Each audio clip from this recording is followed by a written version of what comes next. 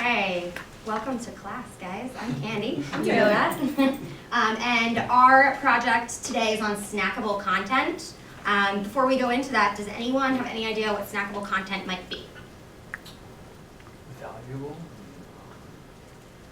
Okay, it can be valuable. Anyone else? I just think about like when you're like watching something on the internet, like maybe like a movie or something like that, you like bring snacks with you.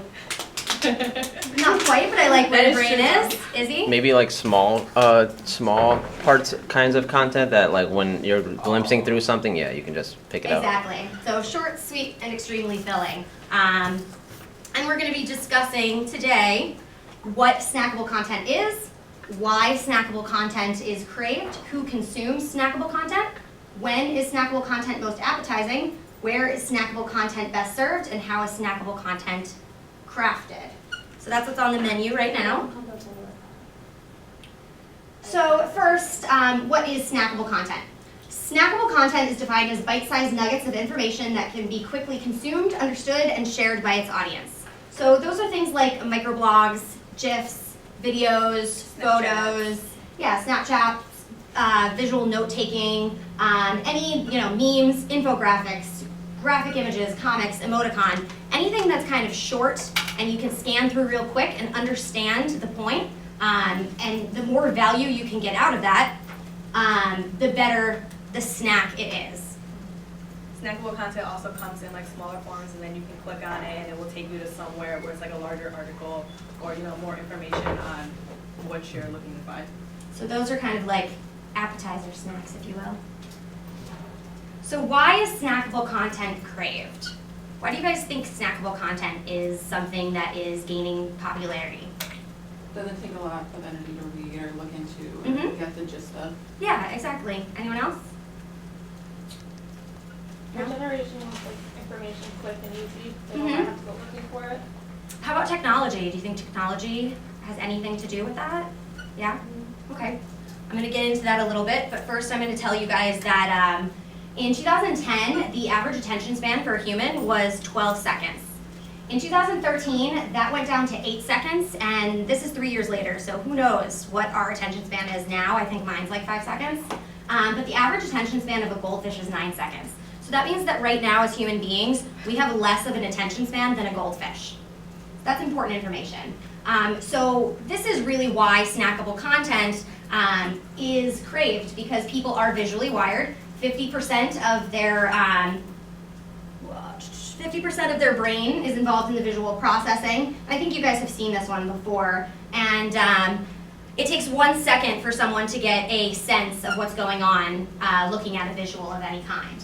The other thing is that visuals are easier to recall. As I think we discussed in another presentation, if there's text by itself versus text with a picture or text even with a color, it's much more memorable than just text alone. So it's easier to recall. People will remember what they saw. And I can personally relate to that because I know if I'm scrolling through the internet, Facebook or Twitter or something, well, not really Twitter, but if there are too many words, I will just say forget it. And I most likely won't read it. So, like we were talking about, snackable content is mostly found on mobile devices. We just have a chart here saying, well, quickly, a quick little quote, 60% of the time spent on social media is now through mobile devices. So I'm pretty sure that's another reason why these things are making the phones bigger, the screens a lot larger, just everything like that. So I don't know if you guys can see. Yeah, can you guys read that at all? I can't. It's kind of hard on there. Okay, so yeah, this is just basically comparing PCs to mobile devices and also tablets. I'll kind of point it out. This pink right here, that is showing how many people are doing these things on Facebook with their computer. The dark blue, that is with a tablet, and the light blue is with mobile. So as you guys can see, people are preferring to use their smartphone more than any other form of technology when consuming content of any kind. Right, and since it is really small, I'm just going to read a couple of them to you guys. So it says that bought a product or service. Yeah, so basically a lot of people now are buying things through their phones. rather than on computers, probably just because it's a lot quicker. So that's why a lot of companies come out with apps.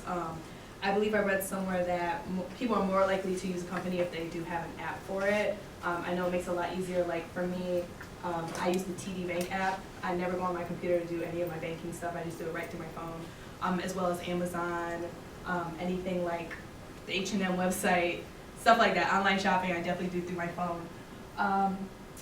Shared links to blogs. A lot of people do a lot of reblogging through their mobile device.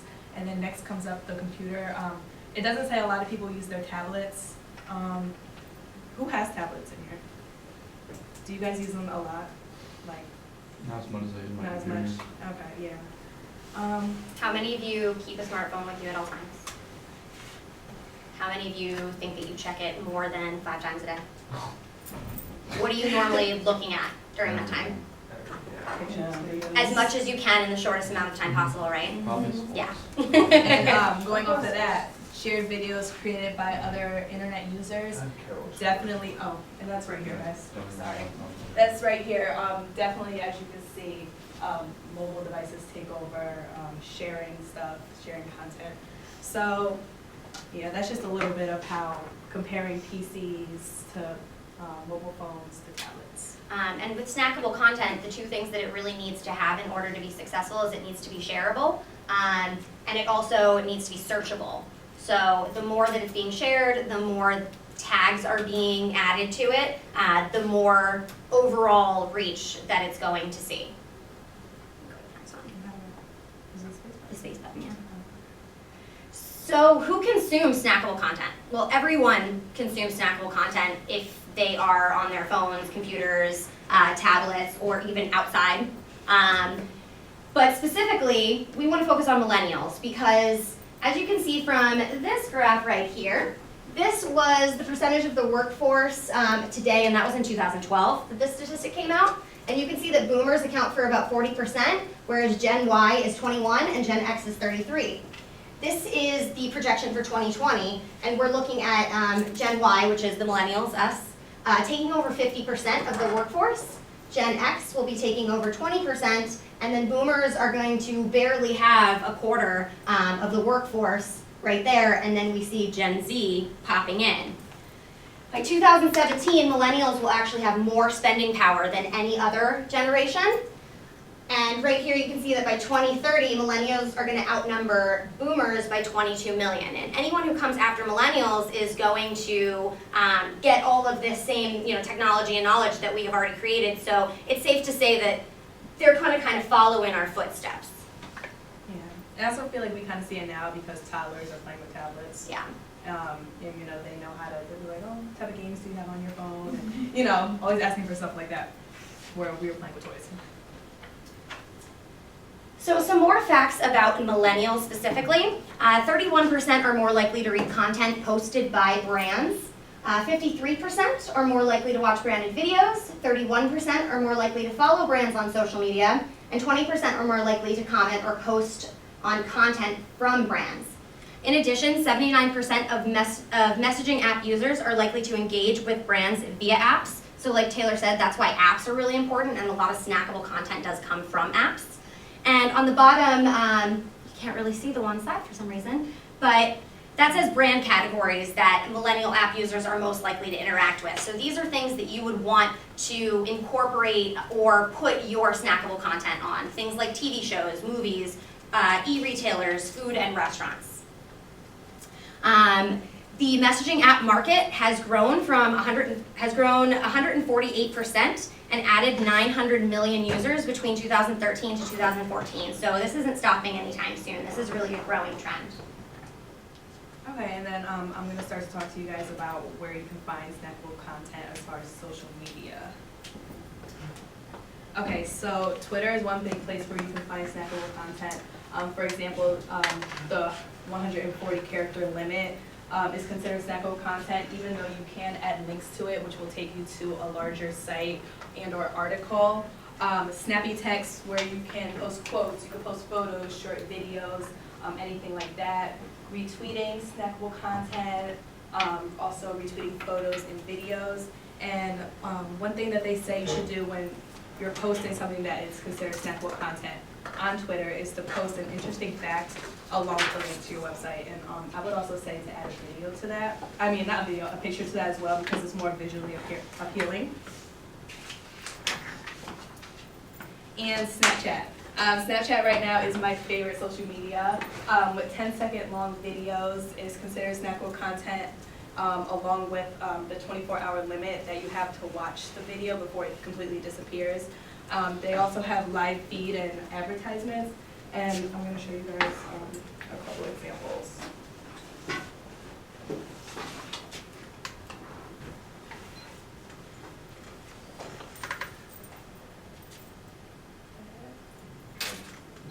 Oh, alright. So, something that I would consider snackable content on Snapchat is they have Discover channels. So I'm going to show you guys the Cosmopolitan magazine as snackable content because they have mini articles and videos, photos that are basically like a magazine but in a shorter version. So, okay.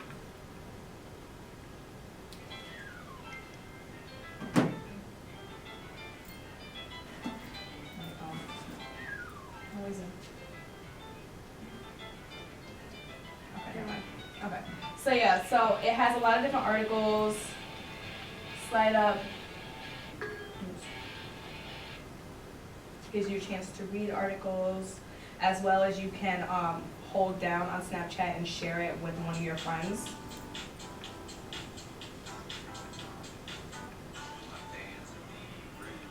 And along with advertisements they have.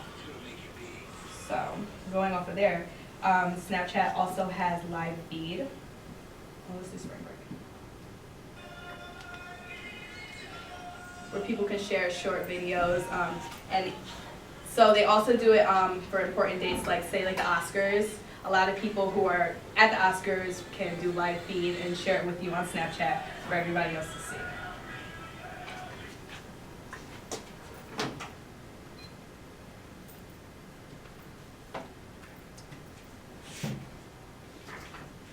Okay, Facebook, like I said before, a lot of times on Facebook I will see mini articles that along with pictures, and they'll have like a capturing title to it, and then when you click it, it will take you to a larger article as well. Images are the most shared type of content on Facebook, along with how it works off of engagement, which is something that's really important, so that's why they have like the like button. And I remember someone else's presentation, they talked about the new engagements that they have. Yeah, that's pretty much it. So the little chart that we have here is just little advice for snackable content. Start with an interesting data point, like I talked about the articles that can be found on Facebook. I'm pretty sure I can find it right now.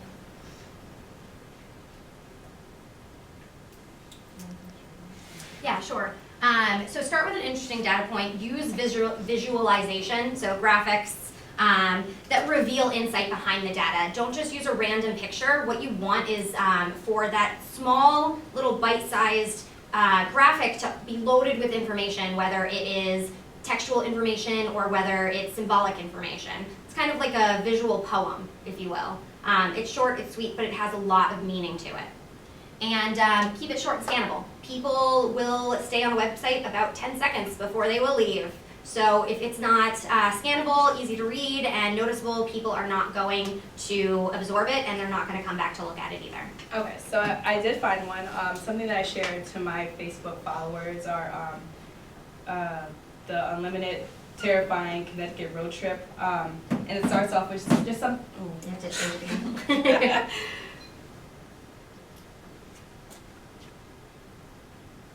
Okay, so it just starts off with something that caught my attention, you know, just being from Connecticut and liking horrifying things. And then when you click on it, it takes you to the article itself, along with other pictures, videos, things like that. And while we're talking about this, I want you guys to kind of think about what Dr. Petrosky was saying last class with formatting our final project.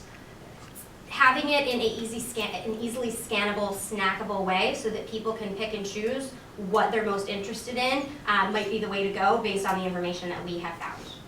I think snackable content also like prevents you from having to do a lot of scrolling when looking for something. So you don't have to scroll through words and words and words, and it's easier to just look at a web page, easily look for what you're looking for, and click on it. Okay, and so Instagram is loaded with eye-capturing photos, which we consider snackable content because a lot of times you'll see sponsored photos from companies where they'll show you like 2-3 photos at a time, and if you click on that photo, it will take you right to their website or whatever they're trying to advertise to you. Along with suggested explore page, I'm pretty sure you guys, when you go to explore page, it shows you things that kind of relate to you in some type of way, whether it's who you're following or something that you've searched before. Yeah. Okay, and Vine. I don't have a Vine, but I do know a little bit about it. It's considered snackable content because it is a very short clip where you consume. I believe you can add more information to it. Oh, shoot. Sorry, I was trying to go to this thing. It won't let me. Okay. I'm gonna have to get out of go to like edit mode. Does everyone know what a Vine is? Have you guys all seen a Vine? Yes. Yeah? Okay, cool. Then. You guys use Vine? Not anymore. I know a lot of used to when it people was stopped popular. using Vine Yeah. when Instagram added videos to their app.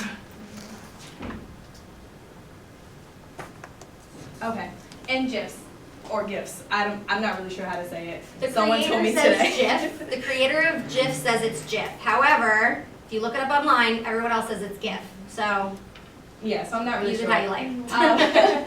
They're just short moving content. They're fun. Sometimes people will attach it to their website along with an article or like a how-to clip where they would post little short GIFs and just to keep it fun and interesting and colorful. Because like I said, we have really short attention spans, so when we see something that's moving, it probably keeps our attention a lot longer. Have you guys ever taken a notebook and drew little pictures that slightly change on each page and then flip them and see how it's moving? That's essentially what a GIF is. It's a series of motion pictures that are in one bite-sized file. So you're seeing a lot more movement in the image and you're getting more information that way.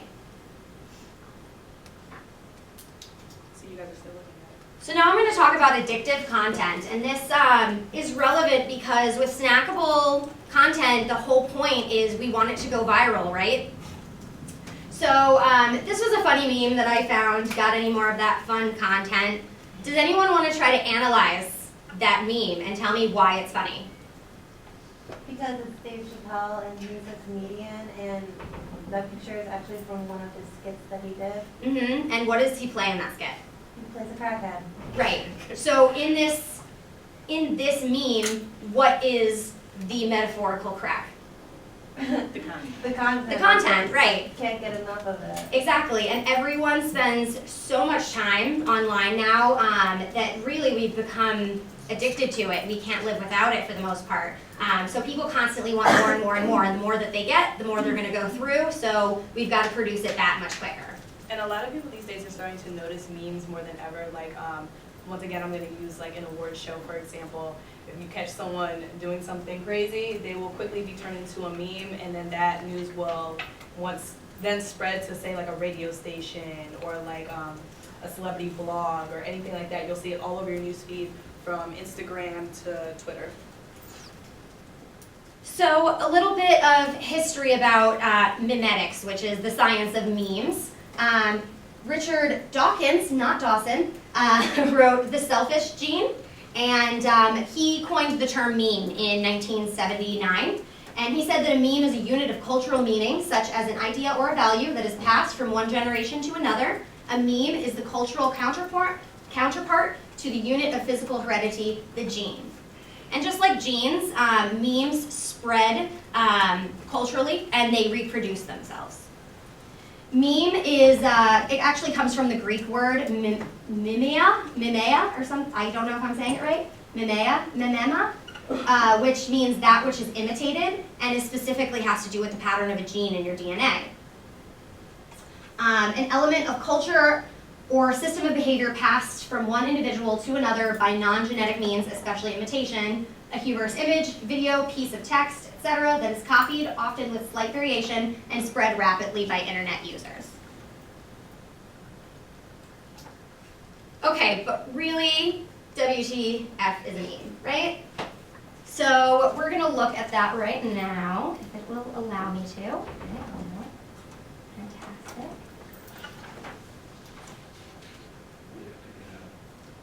Oh, I have to get out of there? At Supercuts, we pay attention to every detail, so you'll feel sharp, clean, and ready to go. And the moment you're not feeling ready, pop right back in, and we'll get you ready to go again. We all know what an internet meme is, right? I guess it's kind of like a picture with words on it, makes people laugh. Like people spread it around and it goes viral and everyone talks about it and you're like making fun of something. In the broader sense, a meme can be any kind of contagious idea. I honestly don't know. I've actually never heard of it until you said something today. Really? Not that I had to look it up or anything, but an internet meme is an idea that gets passed around online in one of many forms. Advertisers sometimes try to use the look of these memes to promote products, kind of like this commercial here. But why didn't this commercial work? And why did internet memes go viral in the first place?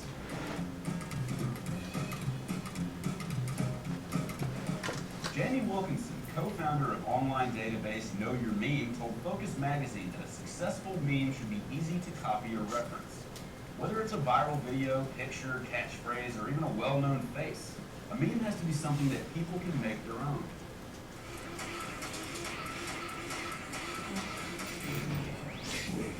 We're more inclined to share something that directly involves us, and making tributes and parodies is an easy way to get involved.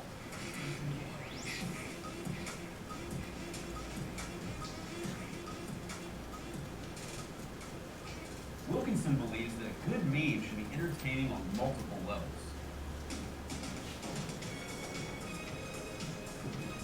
While the surprise of being linked to a Rick Astley video is interesting, the Rickroll meme also offers music that some viewers enjoy.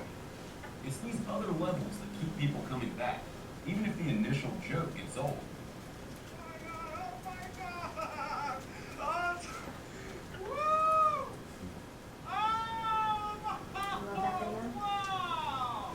A recent study found that emotion is the biggest factor behind the spread of memes. Emotional contagion is a process through which many people are led to respond to something in a certain way, whether that response is good or bad. No.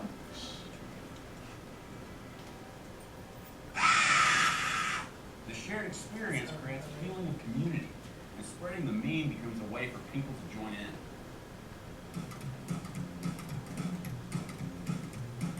One of the biggest factors that Jamie Wilkinson attributes to good memes is their realness, their authenticity. The knowledge that a meme was created for marketing purposes cheapens its message, often leading people to become angry or even disgusted by it. While fake memes have gone viral before, their fakeness is rarely discovered before they blow up. Most successful memes remain things that were created by the people and for the people. So why exactly do internet memes go viral? It's never 100% clear, but the four factors we've addressed usually play a big role.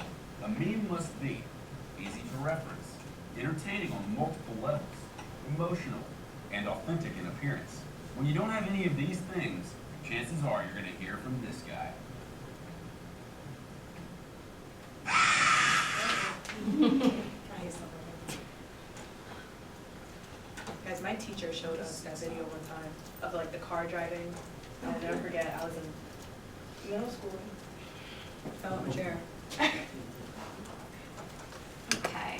So to recap what we just learned from the video, a little recipe to making good memes is make sure that it's easy to copy or reference. Also, make sure that it has multiple levels of entertainment. The more intricate it is, the more information that it has, the more valuable it will be. Number 3, and probably most importantly, is evoke some sort of emotion, whether it is, humor or love or being scared. Evoke some sort of emotion because that's what people connect to. And lastly is authenticity. It must seem real. If it seems fake, people aren't going to like it. They're not going to buy it. They're going to think you tried too hard. And that's why a lot of brands are now trying to make user-generated content happen. They're trying to kind of induce it. So one example would be the Starbucks cup, with that being red. That was a tactic.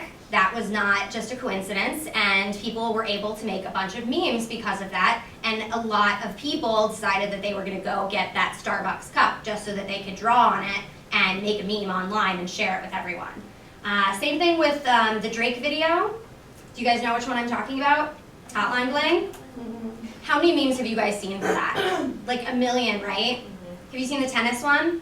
Yeah. Yeah? So that specifically, a lot of people say Drake made that because he wanted people to meme him. It wasn't because he wanted to dance around like he was, challenged. He knew exactly what he was doing. It was very calculated. It was very planned. And the next day, there were already hundreds of memes out. So obviously some people already started getting ahead on. So how can you craft snackable content? A little bit of advice to get your audience to bite. First of all, grab and go. Consumers who post about your products on social media are doing half the work. Regram, retweet, and repost their snacks to save time and promote engagement. The more it gets shared, the more it's going to be seen. Make sure that you're staying fresh. Make memes or not even memes, but any snackable content that have to do with the upcoming holidays or that have to do with current events. There's a lot of political memes out right now, and those I think get shared more than people actually debating on Facebook anymore. Extra toppings. So promote larger campaigns or events using bite-sized content to give your customers behind-the-scenes glimpse that they wouldn't get anywhere else. Make it feel special. Make them, crave more snacks from you. And then keep it light. People are usually on their phone to kind of get away from the stresses of the day. We're all stressed out. We don't really want more to stress us out. We want something to shut our brain off, to entertain us, and to make us feel good. So keep that in mind when you're creating snackable content. And to share it. Yeah, and snacks are meant to be shared, so. And let's see, break me up a piece of that snackable content. This is just some extra advice to create successful snackable content. Make sure that you have a visual, keep it snappy and concise, make sure it's shareable, make sure that it's lean, make sure that it can be available readily on mobile devices, that it's engaging, and that it's searchable. And now it's class activity time. How many people have made a meme? Noah? You made a meme? Okay. So we'll have them find their favorite meme first. Yeah. Do you guys want to get in groups of, how many people are there? 1, 2, 3, 4, 5, 6, 7. Or if you have like your own personal favorite one. Yeah, or if you have your I own have a personal favorite one. Find your meme, your favorite meme, come up, talk about it.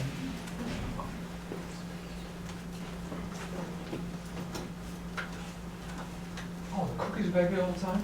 Didn't know that.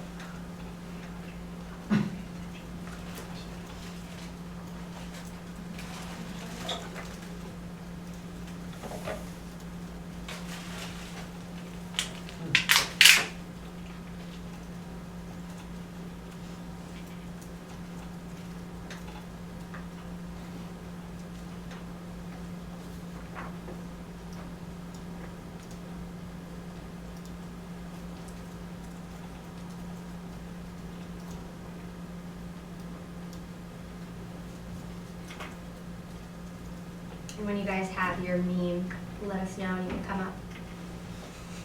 No? Stop.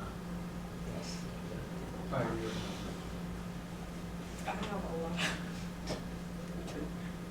And when you're explaining your meme, try to explain how it's searchable, shareable, and meets all of the qualifications to be successful. Got one. Yep, come on up. And let's Do you want to put it on here, or do you want to find it?